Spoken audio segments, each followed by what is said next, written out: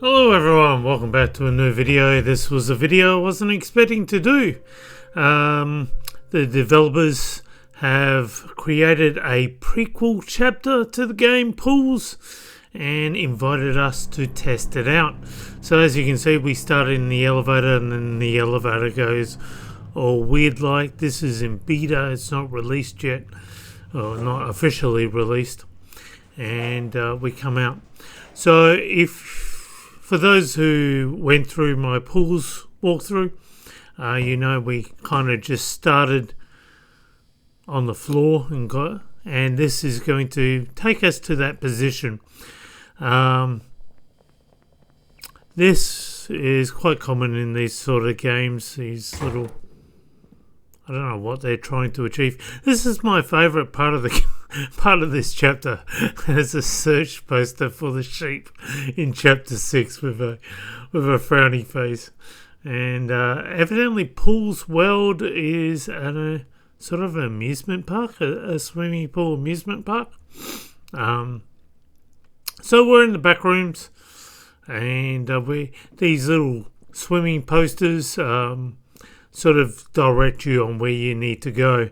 And if you want to get the latest information, sort of go to chapter 6 of Pool's walkthrough.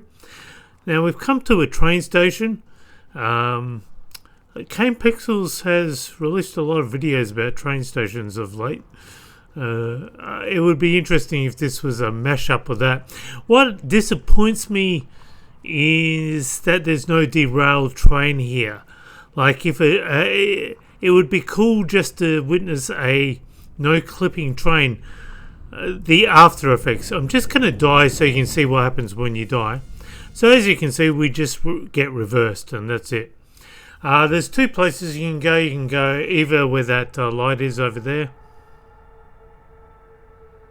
You can sort of hear train noises, but no train comes. So the developer has stipulated that he doesn't want an official answer. He likes to keep it vague. I'm getting more of a vibe this Backrooms is more of a mental thing than a real physical place, or maybe both to some degree, and we'll talk about that in a moment. I'm not sure if that window, sometimes I see something in that window, but it could be just reflecting that over there. We will see maybe cardboard cutouts of people later on in a moment, but we'll continue on. This sort of shows that a city no-clipped into the back rooms, and there you see, is that a shipping container or train? Oh, no, it could be still a train station. So a whole train station no-clipped into the back rooms. The back rooms is getting very greedy, just no-clipping everything here in here. I mean, surely it would hit public news if a whole city submerged into the back rooms. But we know the back rooms is all the pool rooms.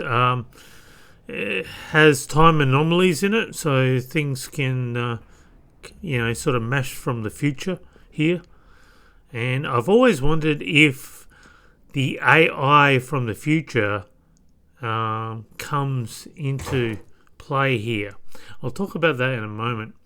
This is a very small chapter, about 20 minutes. Now, hey, there we go, the flying spaghetti monster, Cthulhu. So my theory is that the back rooms is the flying spaghetti monster. Because if you looked at all the corridors and the synapses, imagining the doorways of synapses, I'm not going to open that door. It's because basically when you walk into that door, there's a problem and it inverts the controls and it would ruin the game. So it's just showing the developer that's the door which destroys your game. And I always thought, a bit weird. Anyway, I always thought that if you were to imagine all the labyrinth of corridors as noodles, Now I'm just going to go into this door because the other two doors are just vacant. Nothing of interest there. That you could converge two franchises, the Flying Spaghetti Monster with that of the Backrooms, which is, I think, an interesting premise which no one's really clued into yet. Which would be interesting, as the Pastafarians, the whole idea of the Pastafarians is to find reverse global warming by finding more pirates. So less pirates equaled more global warming. So to reverse that, we have to find more pirates, and that will reverse the effects of global warming. That's upon other silly things. Instead of amen, they say ramen. Their version of heaven is... Now this is interesting. It's sort of like a schoolroom or a meeting, but from another time, and we're just not in the right time to see the people sitting there. I haven't produced a video for a while because I'm actually moving. I'm moving into Adelaide. I'm moving into a apartment very similar to this, actually. Probably that could be my room right there. It's a very, very small room. Yeah, so I'll be doing this in a month from now. I'll just be randomly walking around trying to find my room. So this leads... There's like an It balloon there from Stephen King's It homage. We're going to appear on the other side of that walkway soon. Take notice of the there's nothing there. Take notice of the hotel walkways because they'll soon be submerged underwater. If you go a certain route. I'm not sure if I'll be able to go that certain route this time. I'm going to try and show you everything that there is in this level. So again, you just got to find those signs are a clue on where to go, sort of thing. Now the doorway is on the left there. That's what progresses. But I'm just going to look at the other rooms as well. So as I said, the developer... 4 main developers here each have a different idea on what's happening here. The protagonist seems to be an artist. Art constantly comes up. Architecture, chess. The protagonist might be dying, so it might be a mental state. But what's producing the mental state? Is the protagonist producing it themselves? Is the protagonist, or is the protagonist being forced by some supernatural being or from some Cthulhu cosmic being? Is it being forced to into this realm of the backrooms on a psychological basis, which makes no sense? And then we have a bit of a... so we're going to walk through this. This is going to progress the story forward even more so. There are certain things. I actually fell for this and walked straight into the wall the first time I did it. I literally ran full belt into that. Bumped my head.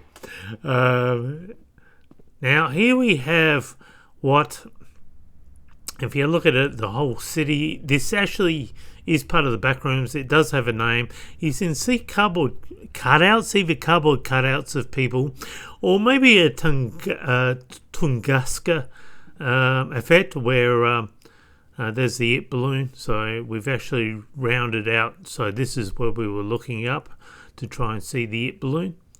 So, but I'm just going to go back because we passed the corridor that we need to go through. So in the X-Files, there was an episode where a radiation blast left ash on a boat, I think it was, from a nuclear weapon. And we kind of have that effect there. We've got images of people, but non-moving images in that city. I'm lost now. I think I've gone too far. Yeah, that's where I've gone. I've gone too far, so I'll backtrack. Um, but if that was going to be the case there, the windows would be shattered. The effects would be human ash would be blown onto the windows. It kind of more looks like cardboard cutouts being, or mannequins maybe being, positioned at the windows, which would be interesting if we got to see that far.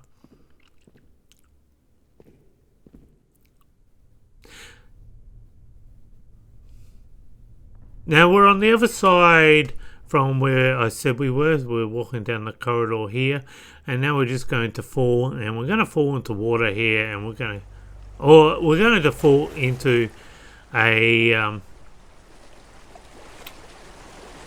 not a sewer room, but anyway, some sort of water pipe area which has been flooded, and we're hearing noises. There is nothing here. There's no entity. Level 37 doesn't have entities. Some people wonder who we are as a protagonist. I always have convinced that we are human. Having said that, we're holding our breath for what seems to be a supernatural long time. This could be possible if we have a breathing apparatus already connected, because we've been here long enough knowing that. So we might be an explorer, maybe a subcontractor for async, or if the Kane Pixels backrooms lore is connected to the pool rooms. But level 37 doesn't have any entities, so some have suggested that we're an entity. We're not actually human, but as I said, in level 6 we sweat, and we have a heartbeat, we make footsteps, so we can't be a robot or anything like that. We're not a mannequin. Mannequins don't sweat. Now you've just got to follow the lights. This can be disorientating. This can be hostile if you don't know where you're going. You're not going to die, you just breathe water eternally, sort of thing. Which kind of, again, tells me that we have come across human-like people with scuba diver gear on them. So we might be already fully equipped like that. We might not need flippers so much to say that we just, but we could still have a breathing apparatus. Now we're going to submerge up here. And I jumped straight out of the water. I was going up that fast. Didn't even need to use the ladder. Maybe we're half dolphin. That's the first time that's ever happened. Now here's another glitch. If you actually don't use the pipe but go down and hit your head on the floor, something happens and the game never registers that you are coming out of the water, so you're always slipping all over the place. It made me kind of motion sickness. That's the best way I could describe it. Now you can't go in there, but as we can see, we get I'm sure that's from Stephen King's one of the movies. I can't remember, Firestarter or something like that. There's a lot of Stephen King reference, which would make sense since the whole Stephen King universe is linked, and it's a very Cthulhu-based sort of idea, which kind of makes me wonder if, it portrays itself the best way it knows how to, because humans can't comprehend it. Is the same thing sort of happening here? One of the suggestions I've always thought, which would be really cool, if the sphere that Ivan Beck's, the prototype that Ivan Beck originally sends through. Now this is the same hotel rooms, just submerged, and so we might be actually in a ship. I'm starting to think this may in fact be a ship that we're in, that has been submerged and incorporated into the pool rooms. This is the area where sometimes the game doesn't register you've come out of the water, and it'll keep pushing you back like as if you're still in the water. It'd be cool if the sphere from Ivan Beck is what caused a lot of the issues. And the way that might actually play out is if there was an AI in the future. So, assuming that the original sphere was scanning equipment to try and send, it would be interesting if a future AI sort of used the signature, located Ivan Beck, and created some sort of time loop. Now, there's also been talk of recent with a lot of theories about the world falling into the back rooms and the ocean of the back rooms. And that Ivan Beck probably destroyed the world because... okay. I haven't seen what goes on the other side here. I'm just going to go back and see what's on the other side here. So where the rocking chair is, you can go down, and all these rooms are submerged underwater and upside down.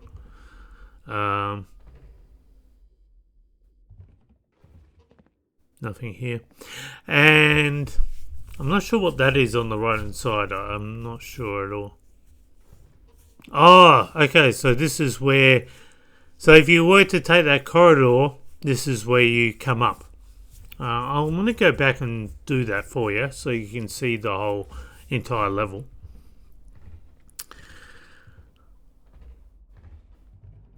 Now, I don't believe...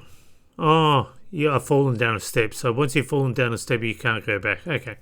I don't believe that Ivan Beck did destroy the Earth by sending the sphere into the prototype into the back rooms, because it created a loop. So essentially, even though the world is collapsing into the back rooms, it isn't being destroyed in the way that we're always in a loop.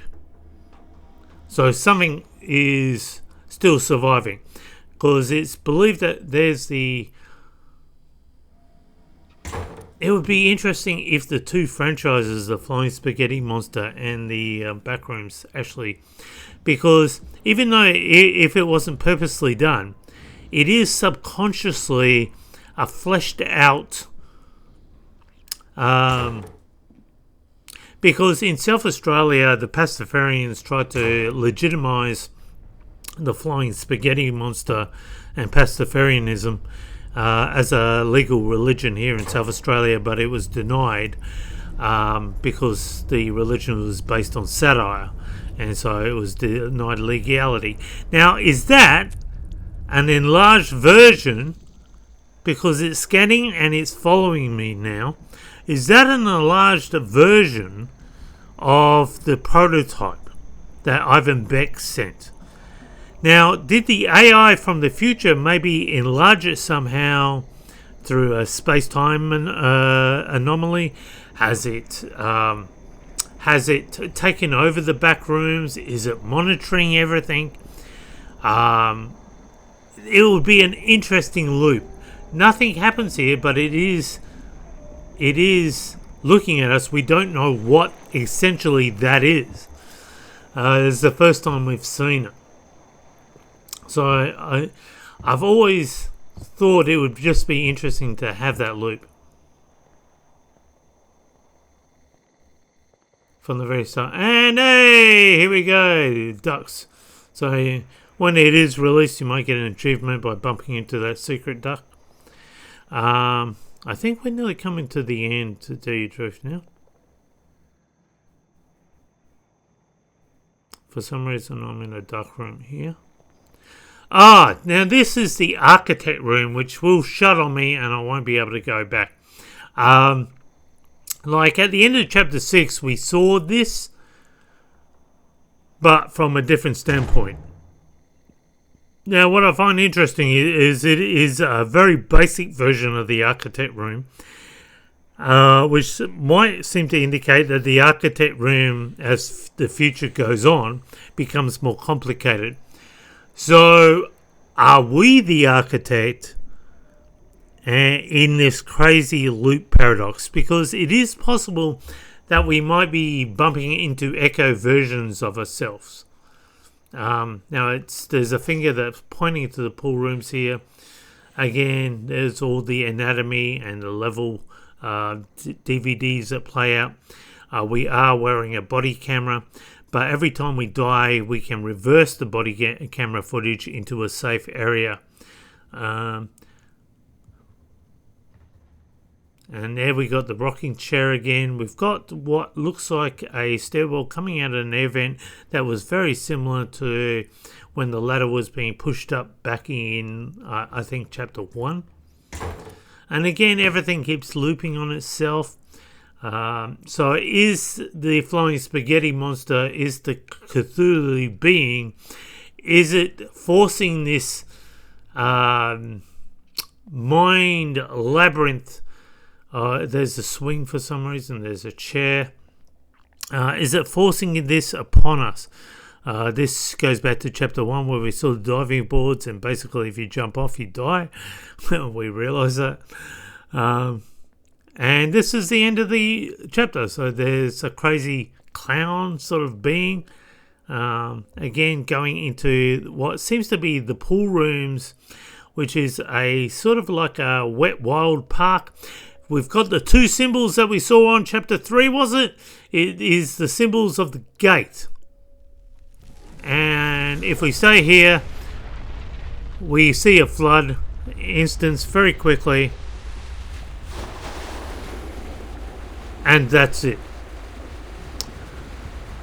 And evidently we go back to chapter 1 where we wake up from off the floor and we go through all that. So anyway, thanks for creating that. That was interesting. Did come across 2 bugs. Thank you again. I look forward to more videos of the pool rooms. Until then, bye for now.